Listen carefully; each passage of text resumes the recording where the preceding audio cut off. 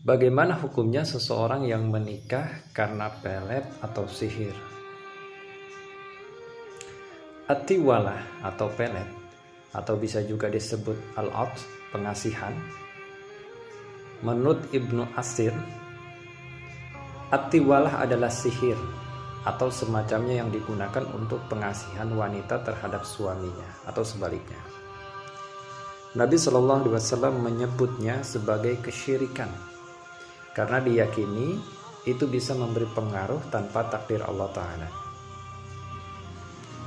Sebagaimana hadis dari Ibnu Mas'ud, Nabi Shallallahu Alaihi Wasallam bersabda, Innar ruqa wat tamaima wat tiwalata syirkun. Sesungguhnya jampi-jampi dan ajimat atau jimat dan pelet adalah kesyirikan.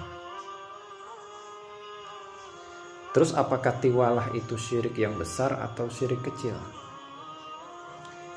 Imam Ibnu Utsaimin menjelaskan, sabda Nabi Shallallahu Alaihi Wasallam itu syirik.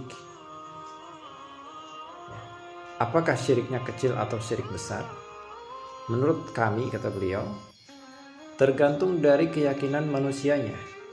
Jika dia gunakan pelet itu dengan keyakinan bahwa barang itu hanya sebab, dan yang mendatangkan rasa cinta adalah Allah, maka hukumnya syirkul asghar atau syirik kecil. Tetapi jika diyakini bahwa benda itu bisa memberikan pengaruh dengan sendirinya, maka statusnya adalah syirkul akbar, syirik besar.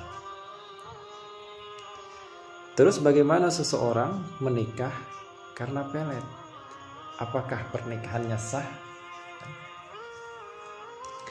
Mengenai hukum menikahnya, jika benar karena sebab sihir, keberadaan sihir itu tidak mempengaruhi hukum pernikahan.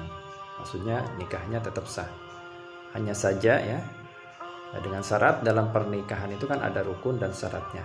Selama rukun dan syaratnya itu terpenuhi, maka pernikahannya sah. Tetapi ada saran, jika memang seseorang pernah melakukan pelet atau sihir dan mereka sekarang menikah dengannya, yang pertama, dia harus taubatan nasuha, taubat yang sungguh-sungguh dengan ikhlas, mengakui bahwa itu salah, ya, memohon ampun kepada Allah Ta'ala, dan berjanji tidak akan mengulanginya lagi.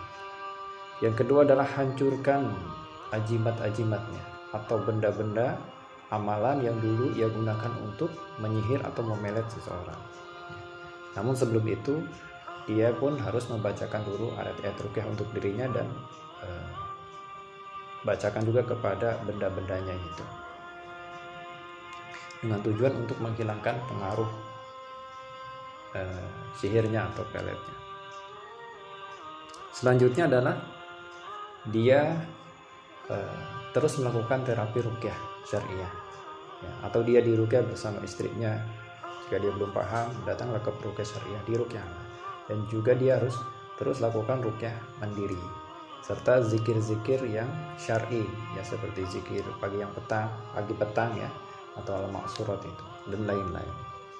Dan selanjutnya adalah rahasiakan, ya, jangan diceritakan pada siapapun, apalagi pada pasangan yang pernah kita sihir atau pelet, ya, agar tidak timbul perkelahian atau perkelahian, tidak timbul hal-hal yang dapat membuat keadaan rumah tangganya jadi berantakan. Saya kutip dari Islamka atau Fatwa Islam. Wallahu a'lam bishawab.